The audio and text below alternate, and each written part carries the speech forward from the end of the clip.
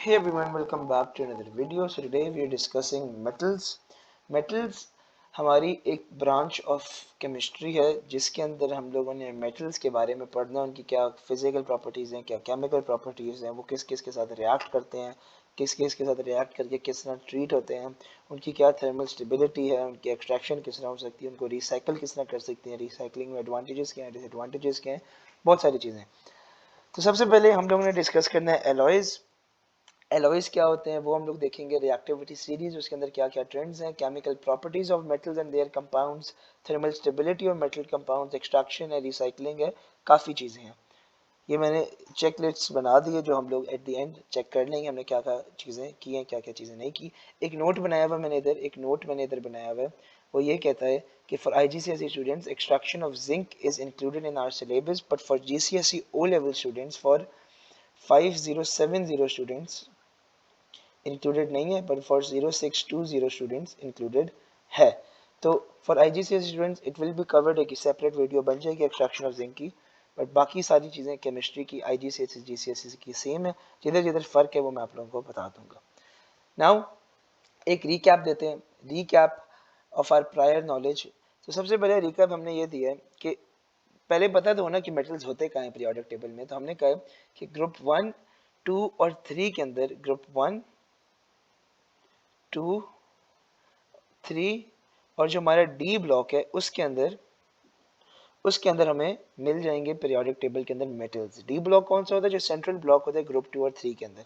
फिर हमने कहा मेटल्स की टेंडेंसी है कि वो अपने वैलेंस इलेक्ट्रॉन लूज करते हैं, वो पॉजिटिव आयंस बनाते हैं और वो अपने आप को स्टेबल इस तरह करते हैं। सिमिलरली नॉन मेटल टेंडेंसी होती है टू गेन इलेक्ट्रॉन्स, मेटल्स की टेंडेंसी होती है टू लूज इलेक्ट्रॉन्स।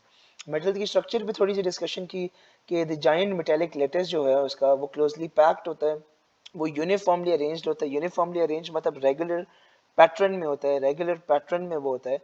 और वो किसकी यूनिफॉर्म अरेंजमेंट होती है? Of metal cations. जो मेटल कैटायंस होते हैं, वो सराउंडेड होते हैं by sea of delocalised electrons. Sea of delocalised electrons, जब मैं sea of delocalised electrons की बात करता हूँ उसका मतलब ये है कि लूजली बाउंडेड इलेक्ट्रॉन्स हैं, लूजली बाउंडेड इलेक्ट्रॉन्स हैं।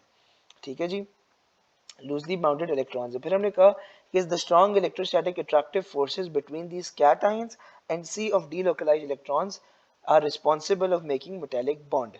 sea of जब मैं कहता हूँ ना, मैं इसका मतलब ये होता है कि फॉर एग्जांपल ये इसके अंदर हमारे पास मेटल कैटाइंस हैं और वो यूनिफॉर्म अरेंजमेंट में, ठीक है, यूनिफॉर्मली अरेंज्ड है, पैक्ड। और इसके इर्द गिर्द ना, इसके इर्द गिर्द ये सी, ये सी ऑफ डीलोकलाइज्ड, ये सी है ऑफ डीलोकलाइज्ड या लूजली बाउंडेड इलेक्ट्रॉन्स।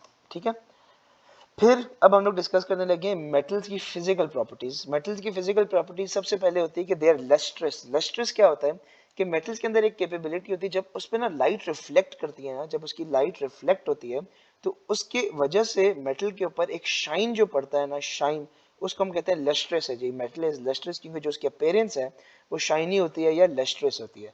फिर हमने कहा इट इज सोनरस। सोनरस क्या होता है कि उसको जब उसको हिट करते हैं ना तो वो एक साउंड प्रोड्यूस करती है और उस प्रॉपर्टी को कहते हैं सोनरस। ठीक है, फिर हमने कहा उसकी हाई डेंसिटी है। हाई डेंसिटी क्यों है? बिकॉज उसका जो अरेंजमेंट है, जो उसका क्रिस्टल लेटिस है वो क्लोजली पैक्ड है, टाइटली पैक्ड है, तभी उसकी डेंसिटी ज्यादा है।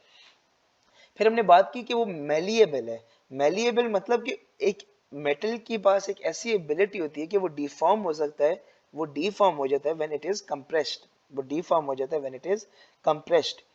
फिर हमने बात की ductile. Metals are ductile. Ductile क्या मतलब कि ability of metal to get stretched, उसकी एक इलास्टिक एबिलिटी होती है कि वो स्ट्रेच हो सकती है without damaging it.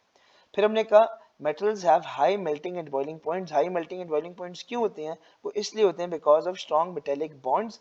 Strong metallic bond और उसकी strong electrostatic forces of attraction होती हैं, तो हमें ज़्यादा एनर्जी चाहिए होती है, ज़्यादा एनर्जी चाहिए होती है टू ओवरकम दीज बॉन्ड्स। तो ओवरकम दीज बॉन्ड्स तभी हाई मेल्टिंग और बॉइलिंग पॉइंट होता है। फिर हमने कहा metals are good conductor of heat and electricity. इसका क्या मतलब? इसका मतलब कि they have free moving electrons. अगर फ्री मूविंग इलेक्ट्रॉन्स हैं, अगर फ्री मूविंग इलेक्ट्रॉन्स हैं तो दे कैन कंडक्ट इलेक्ट्रिसिटी। ठीक है जी, they can conduct electricity. Now आखिरी चीज हमने कहा कि they have high tensile strength. High tensile strength might be a new word और a new word or a new sentence for you guys। High tensile strength होता है कि एक बॉडी पे कितना मैक्सिमम स्ट्रेंथ लगाया जा सकता है बिफोर वो ब्रेक हो सके। तो मेटल्स के अंदर रिलेटिवली हाई टेंसाइल स्ट्रेंथ होते हैं, वो काफी ज्यादा स्ट्रेस बर्दाश्त कर सकता है, वो काफी ज्यादा स्ट्रेस एब्जॉर्ब कर सकता है बिफोर ब्रेकिंग। ठीक है जी, ये मैंने थोड़ी सी प्रायर नॉलेज दे दी थोड़ी सी फिजिकल प्रॉपर्टीज पे। अब हम डिस्कस करने लगे और first topic, main topic, alloys. अच्छा, एलॉयज के नाम से आपने सुना होगा। एलॉयज होता क्या है? एलॉयज बेसिकली एक मिक्सचर होता है मेटल का। मेटल के साथ या तो एक और मेटल अटैच कर देते हैं या तो हम एक और नॉन मेटल का मिक्सचर बना देते हैं। ठीक है, तो उससे हमारे पास बन जाता है एलॉय। अब एलॉय करता क्या है? जो हमारा पेरेंट मेटल होता है ना, जिसका हम लोग एलॉय बनाते हैं, उसका और जो एडेड मेटल होता है उसका, उन दोनों के साइजेस में होता है डिफरेंस। अब इस साइज के डिफरेंस से क्या होता है? इस साइज के डिफरेंस से ये होता है कि उनकी जो मेटल्स के अंदर हमने क्या पढ़ा था? मेटल्स के अंदर हमने क्या पढ़ा था कि उनके क्रिस्टल लेटर्स के अंदर रेगुलर या ऑर्डरली अरेंजमेंट होती है। जब ये डिफरेंट साइज हम ऐड करते हैं तो ये ऑर्डरली रेगुलर अरेंजमेंट पैटर्न हमारी डिसरप्ट हो जाती है। डिसरप्ट हो जाती है किस तरह? इस तरह, जब हम लोगों के पास डिफरेंट साइजेस आ गए तो वो एक दूसरे के ऊपर स्लाइड नहीं कर सकते, they can not slide over each other. और जिससे हमें क्या फायदा होता है? हमें ये फायदा होता है कि ओवरऑल ओवरऑल एलॉय की, ओवरऑल मेटल की या एलॉय की स्ट्रेंथ इंक्रीज हो जाती है।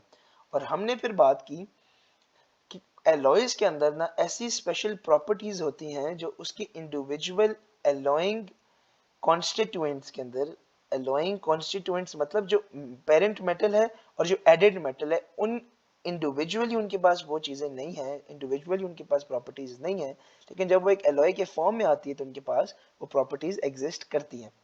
जब मैं आप लोगों को बात करता हूँ कि वो पेरेंट मेटल और एडेड मेटल के अंदर क्या फ़र्क होता है, तो फ़र्क ये बेसिकली होता है। आप देख सकते हैं कि पेरेंट मेटल के अंदर एक साइज़ है और सेम साइज़ के पैटर्न फॉलो हो रहे हैं। मैंने कोशिश की कि सेम साइज़ की मैं पैटर्न फॉलो करूँ।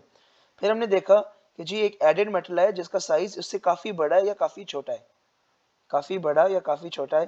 तो उससे क्या होगा कि वो एक दूसरे के ऊपर स्लाइड ओवर नहीं कर सकते। जब एक दूसरे के ऊपर स्लाइड ओवर नहीं कर पाएंगे तो उनकी ओवरऑल स्ट्रेंथ इंक्रीज हो जाएगी।